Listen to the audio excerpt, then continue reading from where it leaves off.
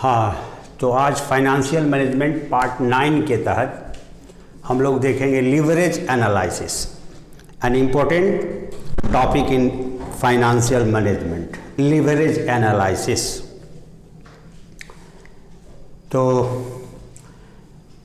Liver शब्द से बना है टर्म लीवर, जो फिजिक्स में लीवर का मतलब एक पावर मैग्नीफाइंग इंस्ट्रूमेंट के रूप में यूज़ किया जाता है इन फिजिक्स, और यानी भौतिकी विज्ञान में लीवर को एक पावर मैग्नीफाइंग यानी पावर को बढ़ाने वाला इंस्ट्रूमेंट यंत्र माना जाता है, जो किसी हैवी ऑब्जेक्ट को लिफ्ट करने के लिए प्रयोग में लाया जाता है। यानी in physics lever is a power magnifying instrument used to lift a heavy object. आप आसपास के माहौल में आप इस चीज़ को देख सकते हो, आपके अड़ोस पड़ोस में चापाकल होगा, हैंड पंप, तो हैंड पंप में प्लंजर लगा रहता है। अगर उस प्लंजर बहुत काफ़ी हार्ड होता है, अगर आप डायरेक्ट हैंड से उसको खींचने का, ऊपर खींचने का कोशिश कीजिएगा तो काफ़ी ज़्यादा ताकत लगानी पड़ती है, जो आम आदमी से संभव नहीं है कि वैसे हाथ से खींच करके उसको मतलब वार पानी निकाला जाए। लेकिन वहीं पे लीवर का यूज होता है। आप एक हैंडल लगाते हो और बीच में फंस जाता है पंप के गैप में, तब हैंडल के एक पार्ट पे आप जो फोर्स डालते हो दूसरे पार्ट में वो मल्टीप्लाई हो करके काफ़ी अधिक पावर डालता है, रिजल्ट में आता है, जिस पावर के कारण प्लंजर आसानी से वो up down up down up down करता है। यही एग्जाम्पल आप कभी मौका मिला होगा तो जंगल वगैरह में या आड़ा मशीन में बड़ा बड़ा सिल्ला, काफ़ी हैवी सिल्ला रहता है, जो लकड़ी का सिल्ला आप चाहें तो अकेले उसको हिला भी नहीं सकते, डुला भी नहीं सकते उसको। लेकिन अगर आप एक बांस का टुकड़ा, टोना थोड़ा छोटा सा, आप बस नीचे ईंट वगैरह का अगर आप सपोर्ट दे देते हो और फिर उसको उससे लगा करके तब फोर्स डालता है, तो एक आदमी भी उसको पलट सकता है। यानी वो आप अकेले फोर्स पूरा लगा रहे थे फिर भी नहीं वो डोल रहा था, लेकिन आप जब लकड़ी का टोना में सपोर्ट लगा दिया ईंट का, और जितना ज़्यादा सपोर्ट उसमें लगाएंगे पावर रिजल्ट अगले पॉइंट पर उतना ही अधिक आएगा। अब सवाल उठता है, ये लीवर के रूप में वो फंक्शन कर रहा है, जो ईंट लगा हुआ है वो रिजल्ट बढ़ा दे रहा है पावर का, जो एक पॉइंट पर फोर्स डाला है उसको मल्टीप्लाई करके दूसरे पॉइंट पे वह रिजल्ट दिखाता है, परिणाम शो करता है। ठीक उसी प्रकार से इन बिजनेस फाइनेंस, पहले दूसरी बात समझिए, लीवर आप समझ गए, lever is in physics, lever is a power magnifying instrument which is used to lift a heavy object.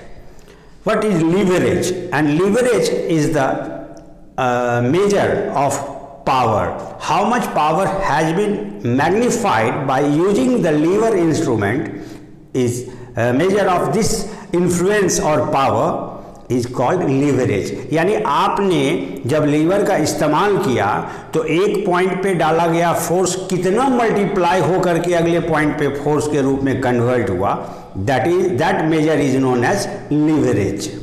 हाँ, तो this concept of leverage is valid in business finance also। यही सेम कंसेप्ट बिजनेस फाइनेंस में भी लागू होता है। In financial analysis leverage represents the influence of one financial variable on the another financial variable। यानी एक फाइनेंशियल वेरिएबल दूसरे financial variable को किस हद तक प्रभावित करता है ना, उसी चीज के मेजर को हम, एक फाइनेंशियल वेरिएबल है जो डिपेंडेंट है और दूसरा इंडिपेंडेंट है। सपोज कीजिए सेल्स पे प्रॉफिट डिपेंड करता है, तो सेल्स और प्रॉफिट का रिलेशनशिप है, लेकिन बीच में कौन सा है? कॉस्ट। तो यहां पे बाद में चर्चा करेंगे कॉस्ट की भूमिका, प्रॉफिट और सेल्स जो के बीच का जो रिलेशनशिप है वह कॉस्ट की वजह से डिफाइंड होता है। अगर सेल्स का साइज बढ़ेगा तो स्वाभाविक रूप से प्रॉफिट के साइज पर असर पड़ेगा। तो यहाँ पे प्रॉफिट डिपेंड करता है सेल्स पर, सेल्स डिपेंड प्रॉफिट पे नहीं करता। तो सेल्स को हम लोग, वो भी वेरिएबल है, एक्सटर्नल फैक्टर्स के कारण डिमांड अफेक्टेड होता है तो सेल्स में भी वेरिएशन आता है। तो सेल्स डिपेंडेंट वेरिएबल ना होकर के क्या है, इंडिपेंडेंट वेरिएबल है। और प्रॉफिट के तुलना में, सापेक्ष में, प्रॉफिट डिपेंडेंट है, सेल्स का साइज बढ़ेगा, नेचुरली प्रॉफिट का साइज बढ़ना है। लेकिन इस दोनों के बीच कॉस्ट भी एक फैक्टर होता है, जिस पे चर्चा आगे हम करेंगे। तो यहाँ पे फाइनेंशियल वेरिएबल दो हुआ, एक प्रॉफिट और दूसरा सेल्स हुआ। सेल्स इंडिपेंडेंट और प्रॉफिट डिपेंडेंट। तो अगर सेल्स में 10% का चेंजेज आता है, या तो अपवर्ड चेंज या डाउनवर्ड चेंज आता है, तो प्रॉफिट पे कितना परसेंट प्रभाव उस पर पड़ेगा, प्रॉफिट बदलाव में, चेंज में, ये चीज़ का जो मेजरमेंट है उसी को लीवरेज कहते हैं। यानी एक फाइनेंशियल, दोनों फाइनेंशियल वेरिएबल के बीच जो फंक्शनल रिलेशनशिप है उसी को हम लीवरेज कहते हैं। या यूं कह सकते हैं, how responsible of one dependent financial variable to independent financial variable. अगर इंडिपेंडेंट फाइनेंशियल वेरिएबल में जो चेंज आता है उसका रिस्पॉन्स कितना ले पाता है डिपेंडेंट फाइनेंशियल वेरिएबल, इसी के मेजरमेंट को लीवरेज कहेंगे फाइनेंस के भाषा में या बिजनेस फाइनेंस के भाषा में।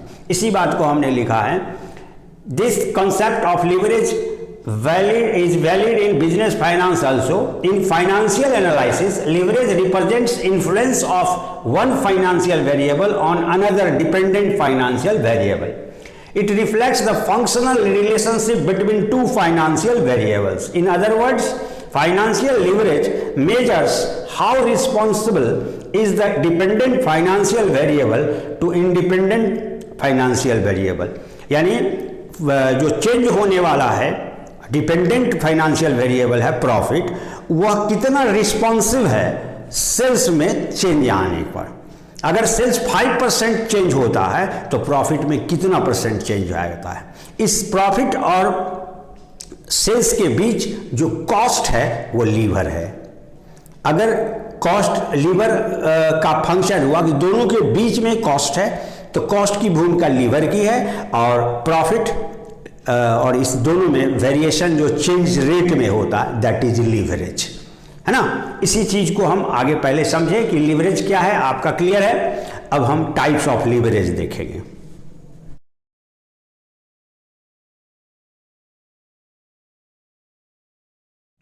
लीवरेज में be classified, broadly classified into two categories.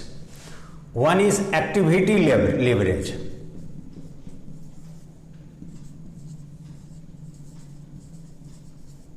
and another is a structural leverage.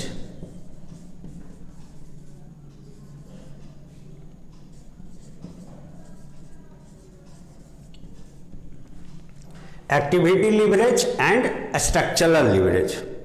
Activity means क्या, ऑपरेशनल एक्टिविटी। तो एक्टिविटी लीवरेज में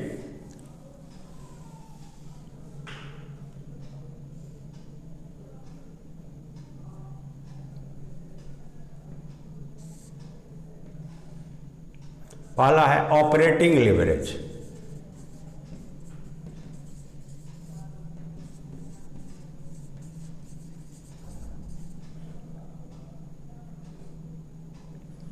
सेकेंड फाइनेंशियल लीवरेज,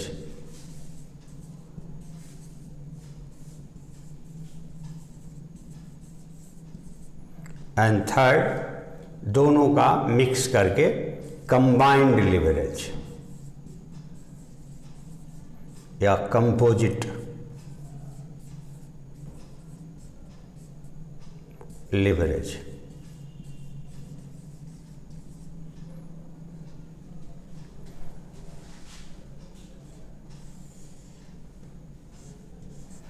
ये स्ट्रक्चरल लीवरेज कैपिटल स्ट्रक्चर से रिलेटेड है। तो चूंकि कैपिटल में डेब्ट का मिक्सिंग होता है तो उससे रिलेटेड है। इसको रेशियो फॉर्म में हम लोग, चूँकि स्ट्रक्चर का कैपिटल कंपोजिशन को जब हम मिक्सिंग रेशियो में प्रकट करते हैं प्रोपोर्शनल शेयर में, कि टोटल कैपिटल में इक्विटी का कंट्रीब्यूशन कितना परसेंट है, डेब्ट कैपिटल का कितना परसेंट है, ओनर का और डेप्ट का, तो यही स्ट्रक्चर कहलाता है। तो यहाँ पे डेप्ट equity ratio,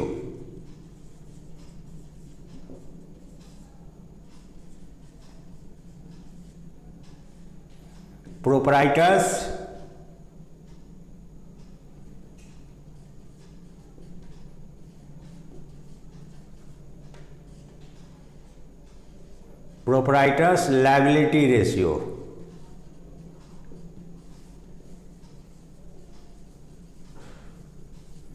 and third capital gearing ratio.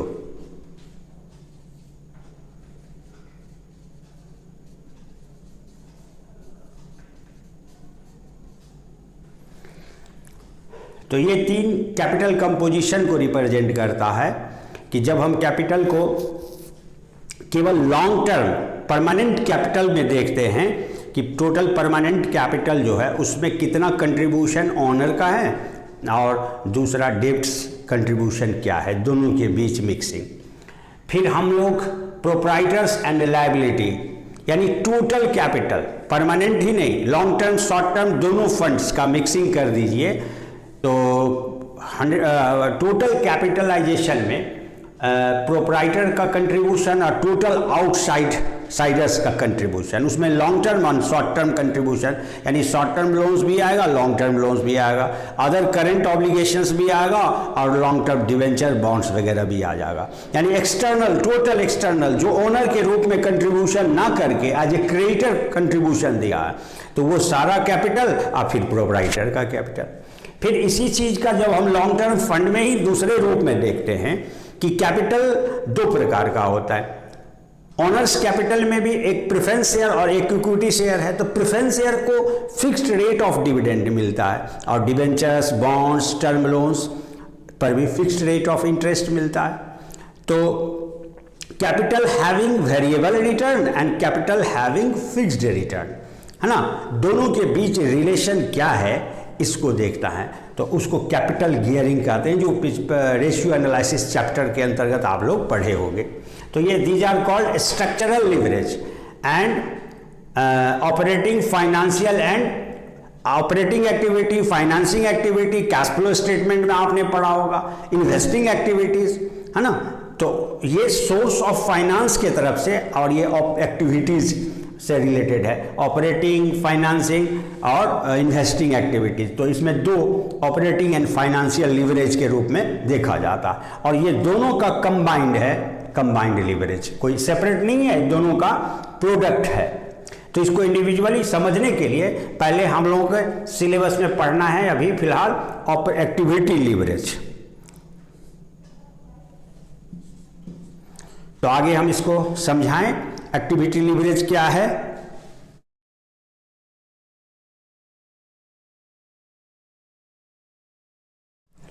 जो बेसिक एजम्पशंस है उसको समझें ऑपरेटिंग लिवरेज में। जिस तथ्य पे आधारित ये कॉन्सेप्ट है लिवरेज एनालिसिस का, उसके बारे में अब हम लोग देखें कि एक्टिविटी लिवरेज के अंतर्गत जो तीन प्रकार का लिवरेज है उसके पीछे लॉजिक क्या है। ये एज्यूम किया जाता है नहीं बल्कि व्यवहार में भी है,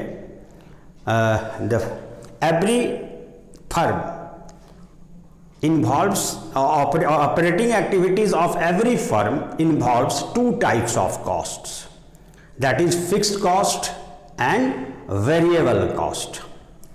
पहले समझने का कोशिश करें। every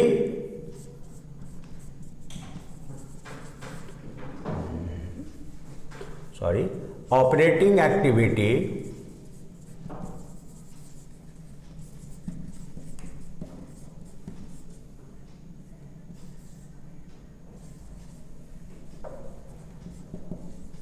of a firm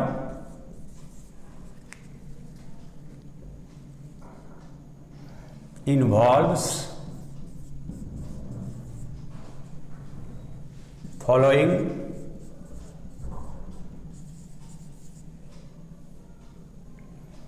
two types of cost. First, variable cost,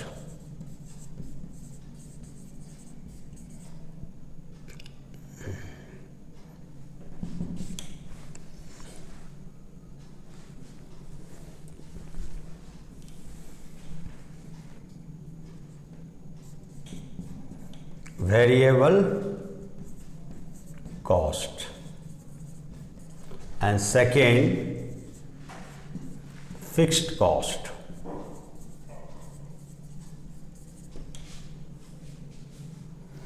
Variable cost refers to those costs which are proportionately changed with the changes brought in volume of production. यानी वह कॉस्ट जो प्रोडक्शन और sales activity में के volume में, production के उत्पादन के मात्रा में, यानी वॉल्यूम ऑफ प्रोडक्शन में या वॉल्यूम ऑफ सेल्स में चेंज आने से जो कॉस्ट प्रोपोर्शनेटली यानी समान अनुपात से परिवर्तित होता है, चेंज होता है। जैसे सपोज कीजिए कि एक मार्कर बनाने में फाइबर का यूज 10 मिलीग्राम होता है, तो 2 मार्कर में 20, 3 मार्कर में 30, 4 मार्कर में 40 मिलीग्राम होगा। तो इस प्रकार से जितने नंबर्स यानी वॉल्यूम बढ़ेंगे प्रोडक्शन का, मटेरियल का कंजम्पशन उसी प्रोपोर्शन में बढ़ेगा। इफ प्रोडक्शन 0 है, प्रोडक्शन कम कर दिया जाए तो वो भी 0 हो जाएगा। प्रोडक्शन ही नहीं हो रहा है तो कंजम्पशन ऑफ फाइबर होगा नहीं होगा। तो cost which are proportionately change with the volume of production and sales. If production is increased by 25%, these costs will also increase by 25%. If production is decreased by 20%, these costs will also be decreased by 20%. If production is nil, these costs will also be nil. There will be no any variable cost. That's why variable cost does not mean the cost which are not changed according to proportion of the volume of production. I am telling about the cost which are proportionately changed, समान अनुपात में जो change होता है उसको variable cost कहते हैं। तो इसमें आ गया जैसे cost of raw material, direct labour,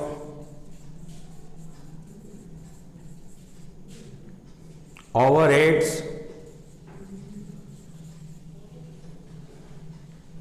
variable overheads,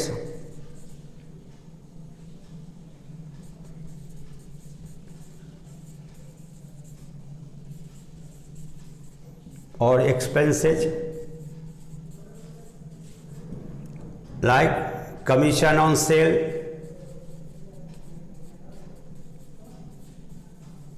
etc. And the another costs are fixed costs, the cost which remains constant irrespective of the changes brought in volume of production and sales.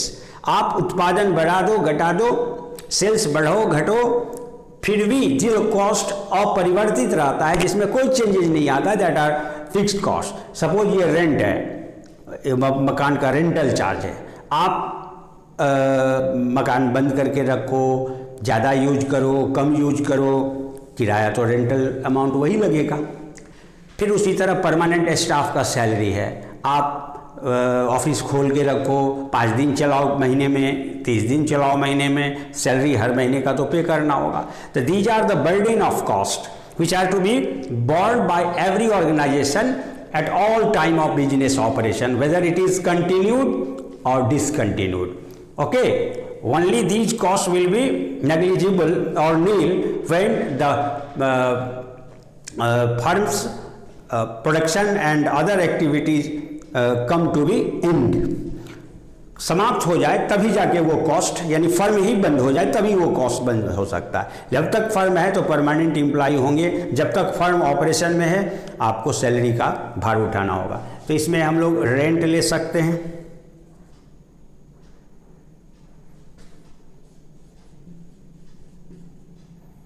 Salary,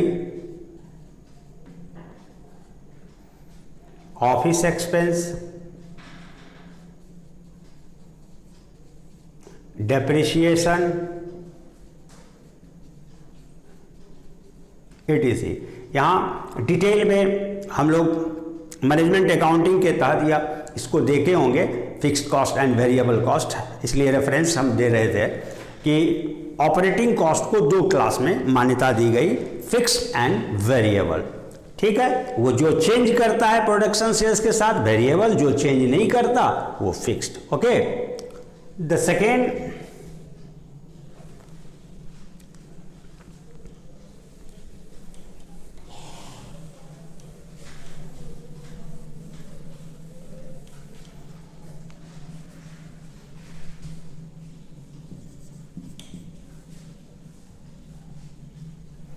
likely to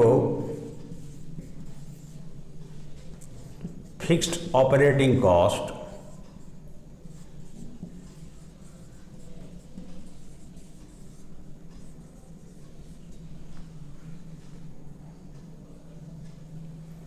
a firm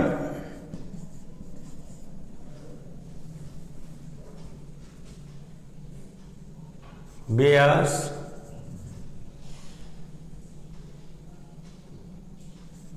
fixed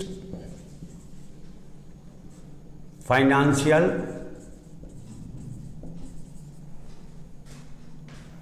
charges in the form of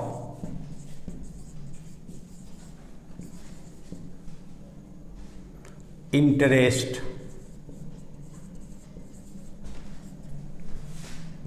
on debt capital और fund. Normally हर एक business enterprise में डेब्ट capital और owner capital दोनों का mixing रहता है capital structure में। तो जब भी डेब्ट कैपिटल से फाइनेंस कराया जाता है तो उस पर सर्टेन रेट ऑफ इंटरेस्ट पे करना होता है, चाहे वो प्रॉफिट पोजीशन में फर्म हो या लॉस पोजीशन में, because this is the legal obligation of borrower to pay interest regularly to money lenders. At the end of every financial year, they must be paid their debt service charge, that is interest, and this is the burden on the firms. तो firm के ऊपर ये ऋण पे ब्याज चुकाना burden है, तो ये भी एक फिक्स्ड बर्डन है। सपोज एक फर्म अगर 25 लाख 10% रेट ऑफ इंटरेस्ट पर अगर रेज करती है लोन किसी फाइनेंशियल इंस्टीट्यूशन या बैंक से, the firm has to pay every year 2,50,000 as interest at the end of every year. तो 2.5 लाख रुपए का ब्याज तो सालाना उसको देना है, हर हाल में देना है, तो ये भी एक बर्डन ऑफ कॉस्ट है। तो वही दूसरा मान्यता है कि जैसे फिक्स्ड ऑपरेटिंग कॉस्ट में एक फिक्स्ड ऑपरेटिंग कॉस्ट था, उसी प्रकार से फाइनेंशियल पॉइंट ऑफ व्यू से फाइनेंशियल चार्ज के रूप में जो इंटरेस्ट पे किया जाता वो भी फिक्स्ड है। द थर्ड बेसिक कॉन्सेप्ट और assumption is both of the fixed operating cost and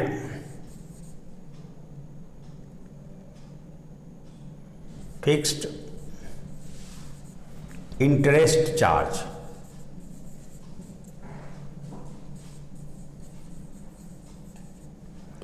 are borne by a firm to magnify its profit। तीसरा ऑपरेटिंग लिवरेज की तीसरी मान्यता है कि दोनों प्रकार का जो फिक्स्ड बर्डन है ऑपरेटिंग कॉस्ट के फॉर्म में और इंटरेस्ट चार्ज फाइनेंशियल चार्ज के रूप में, ये दोनों का इस्तेमाल फर्म में प्रॉफिट को मैग्नीफाई करने के लिए किया जाता है। आप एडमिनिस्ट्रेटिव एक्सपेंसेस या परमानेंट एम्प्लॉय सैलरी पे करते हो, बेयर करते हो, या प्लांट वगैरह का डिप्रिसिएशन बेयर करते हो, तो क्यों बेयर करते हो? प्रोडक्टिविटी बढ़ाने के लिए, टर्नओवर बढ़ाने के लिए। परमानेंट एम्प्लॉय क्यों रखा? तो ऑपरेशनल एफिशिएंसी बढ़ाने के लिए। तो उस पर जो भी खर्च होता है उस खर्च का परिणाम हमके एफिशिएंसी के रूप में होता है, जिससे हमारा प्रॉफिट मैक्सिमाइज हो पाता है। और दूसरा, आप लोन का मिक्सिंग भी करते हो रिटर्न बढ़ाने के लिए। आप लोअर रेट ऑफ अपने कटअप रेट पे से नीचे रेट पर इंटरेस्ट लेते हो कि सपोज करो एक फर्म के द्वारा 20% अर्न किया जा सकता है, तो लेस देन 20% रेट पर आप इंटरेस्ट लोन रेज करते हो। आप लोन कम रेट पर लिए तो उससे जो यूटिलाइज करके आप अधिक प्रॉफिट कमाएं, तो जो भी सरप्लस अमाउंट इंटरेस्ट पे करने के बाद उस कैपिटल के रिटर्न से बचता है वो तो ऑनर को पेबल होता है। तो मैक्सिमाइजेशन ऑफ रिटर्न है कि नहीं, यानी मैग्नीफाई इट्स प्रॉफिट और EBIT यानी earning before interest and tax को मैग्नीफाई करता है। तो ये तीन मान्यताएं हैं। पहली मान्यता कि ऑपरेटिंग कॉस्ट दो प्रकार का होता है, फिक्स्ड और वेरिएबल। दूसरी मान्यता कि likely to fixed operating cost a firm has to bear fixed interest charge as a financial charge के रूप में, इंटरेस्ट कॉस्ट के रूप में। और ये दोनों fixed operating cost as well as fixed financial charge both are used to magnify the return to owner or magnify the return of the firm, that you may say earning before interest and tax, यानी profit वह जो tax और interest charge करने के पहले का जो profit है, EBIT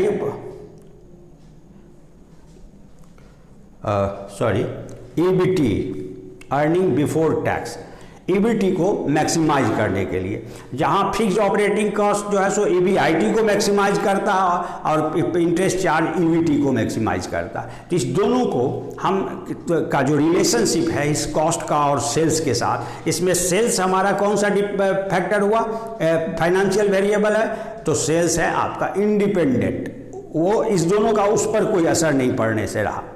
तो सेल्स का साइज अगर फ्लक्चुएट करता है तो प्रॉफिट फ्लक्चुएट करेगा, तो ये डिपेंडेंट वेरिएबल है। और इस दोनों के बीच दो प्रकार के बर्डन ऑफ कॉस्ट हैं, कौन कौन सा, तो फिक्स्ड ऑपरेटिंग कॉस्ट और दूसरा फिक्स्ड फाइनेंशियल चार्ज। तो फिक्स्ड ऑपरेटिंग कॉस्ट जो प्रभाव डालता है प्रॉफिट के ऊपर, उसकी जो भूमिका होती है उसके मेजरमेंट को ऑपरेटिंग लीवरेज कहते हैं। और इंटरेस्ट की भूमिका जो EBT पे पड़ता है अर्निंग बिफोर टैक्स पर, वो फाइनेंशियल लीवरेज कहलाता है, क्योंकि फाइनेंशियल चार्ज के रूप में इंटरेस्ट बेयर करते हैं और इंटरेस्ट को चार्ज करने के बाद का जो प्रॉफिट होता है उस पर इंटरेस्ट का असर